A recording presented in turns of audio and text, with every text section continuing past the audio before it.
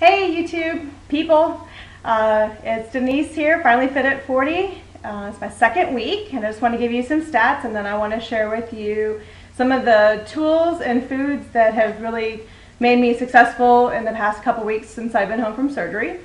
My stats are right now, I'm at 32 pounds total, so I've lost 20 pounds before surgery and 12 pounds since surgery. And my average is about 5.1 pounds a week that I'm losing. And I still haven't started exercise program. They kind of recommend you don't do anything really heavy for the first 4 weeks. So today I'm actually going to a fitness club to enroll so I can start maybe some water aerobics, which is supposed to be really good. So I'm really excited about that. I'm 21% of my total goal, so I think I have like 120 something pounds left to go. So I'm very excited about that. So today I want to share with you some of the things that I have found really helpful in the first couple weeks and I know that I'll continue to find them helpful in the next part of my journey. I guess some of the first things are some of the containers that I have found. They're awesome, and I never really thought about ounces and teaspoons and tablespoons until you really have to measure everything, because you have to make sure A, that you're getting enough protein, and B, that that you're not overeating. So some of the tools that I found, some of them are Rubbermaid tools. Like this container here holds about a cup of food, which is more than what I would normally eat, but what I have found this helpful for is all my leftovers. So this is a great little tool, and I think I got like 5 in a container. Next one are these disposable Glad containers. This holds exactly 4 ounces, and I know that most of everything I eat right now can fit in this one container, so this would be one meal. So I can put my cottage cheese, my yogurt, right in this container. This little cute container, I got it at a grocery store. It is a Rubbermaid container. It is at 1.5 ounces, or you can see here on the side, maybe you can't see, but it's 3 ounces. So I know that this is a great, actually it's 3 ounces, so I thought it was tablespoons. It's ounces, sorry about that. And then this tiny little container I found at Bell's, and this is a 1 ounce container. And what I'm holding in this is like butter or things that I can have in small quantities, or butter. I can just carry this container and keep refilling it. So that's been great. And what's also nice is they kind of stack all into one. So I have my littlest through my biggest ones all in one, so it kind of saves space. The other things are measuring containers or measuring type utensils. I found these. I don't know who they're made by, ISI Basics, I think. I found this at Macy's, I believe, and I found this at Williams-Sonoma. This is a little 2 ounce, and it also has teaspoons on one side, and then this has the liters, milliliters, but it also has cup and ounce. So I've used these two primarily. It's 8 ounces, it's 1 cup, and not a whole lot of things that you're doing now will be over 1 cup. So these two things have found successful or great to use, and they fit inside each other. Since before surgery and even after surgery, the one thing I have found really good for drinks is this Tervis tumbler cup. What's nice about it, I think it's a 24 ounce, but it says the ounces as you're drinking them. So you'll know, and you can measure what time it's taking you to drink your ounces. I usually try and drink 3 of these a day, and that will bring me above my 60 ounces per day. So this is really important, and I also use it's also a shaker. So you put your drink in here, you shake it, and it works great.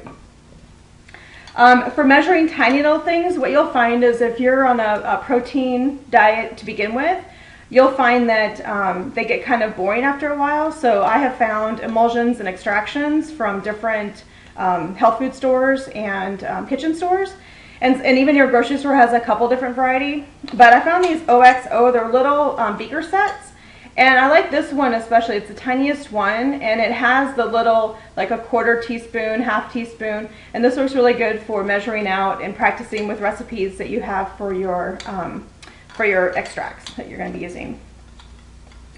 Next thing are some utensils. Now, I know it's kind of silly, but I did use this. I still use it sometimes. It's a baby spoon. I bought a pack of them. I didn't need to, but they kind of came in a pack. And what I use this for is a couple things. One, if I'm trying a new food out, I want to remember that I really want a small portion of it because you don't know how a new food is going to react to you. But the other thing I used it for right when I got home is when you have to crush your pills up. And I was on Percocet when I got home. I didn't take that many of them. I only took them at night just because when I flip and flop, that's when it kind of bothered me a little bit. But what's nice about this is it's kind of flat, and when you have to put that Percocet or whatever pill you get into, then you have to powderize it and put it into like baby applesauce or baby food applesauce. You want to get as condensed of a mixture as possible, but what this allows you to do is kind of stick it in the back of your throat so you don't have to taste it so much because it is really gross. Next couple things I have are these really cool spatula set that I got at Target. And this works really good in my food processor because it's got that corner and it kind of gets that little corner out. And then these other ones I've used too, just for generally because a lot of stuff that in your beginning you're going to be pureeing. So these have worked really well. I also have some equipment that I got. One of them is my little food processor. It's a little KitchenAid food processor. It chops and purees. So I chop a lot of things like my chicken, so I don't have to chew a million times before I swallow because I'm on the road and just chewing and have to cut up is not good for me, or it's not working for me. So I do chop a lot of my food or puree it. Especially in the beginning, you don't know how you're going to react to larger quantities of food. Next thing I have here is a single serving. This is made by Hamilton Beach Food Blender. It's like a shake blender. It is nice because it has a little top that you can open it, so you can actually just blend it, take it off its base, and take it off its base and go. So you can actually just take that on the road if you need to quickly. Next, I want to show you my awesome digital scale. It looks like it has a little bit of dirt on it, but this is the best digital scale. I think I got it at Target. It's made by Taylor, and I'm sure there's a lot of different varieties out there, but you can change the units. I can, of course, keep mine at ounces because most of the things I measure it is in ounces. And then I have this on, and what's nice is you can stick a heavy dish on here and then hit the on and it'll set it at 0. So then you can just add whatever you need to. So if I'm doing something in a container, I can stick the container on, hit on, and it'll start adding once I start adding food. So that's an awesome utility. My last little utensil that I think I have found most useful is this little ladle, and it's just a perfect size. I forget the ounces in it. I want to say it's like 1/4 of a cup. But what I use this for is making potato pancakes.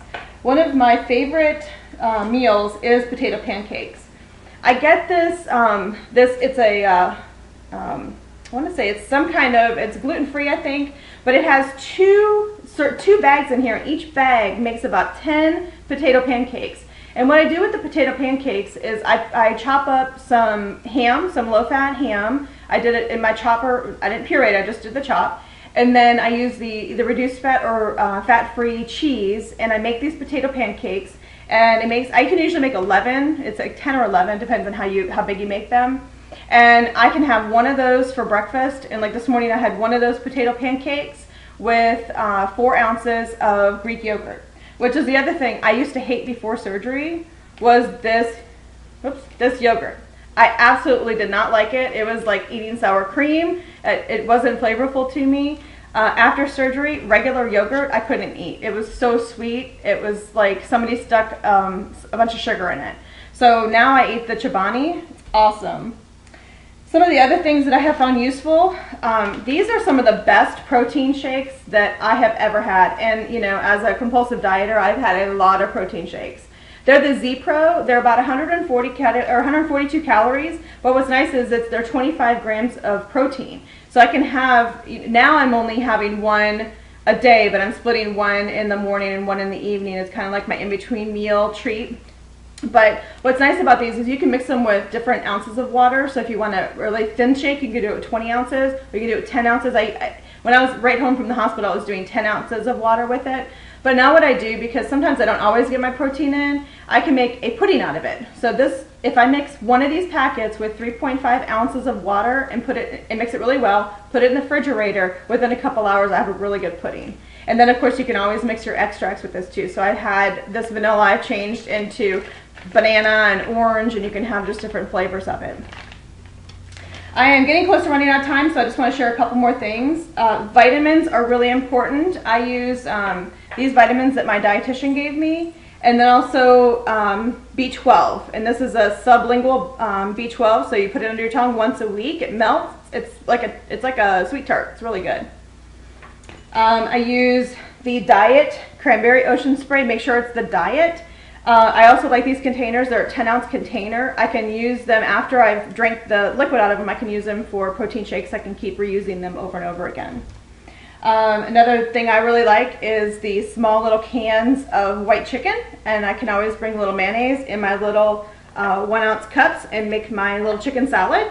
And I like to have that on a couple of the Melba snacks, because you can eat this. You can't eat bread, but you can eat the Melba snacks. And then like for lunch today, just as an example of lunch, I have this Live and Active cottage cheese. It's 4 ounces. I have a little bit of butter, and this is one of my little containers I use.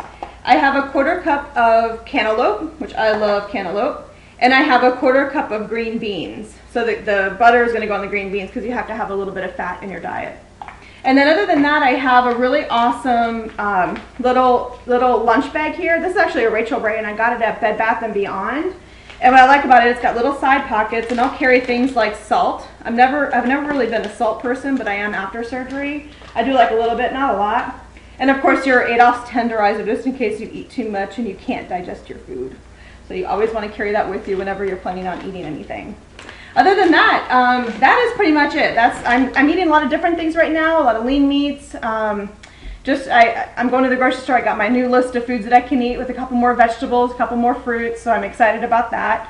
So I will hope to share more with you, more recipes with you within the next couple weeks. So all for now, good luck. Bye.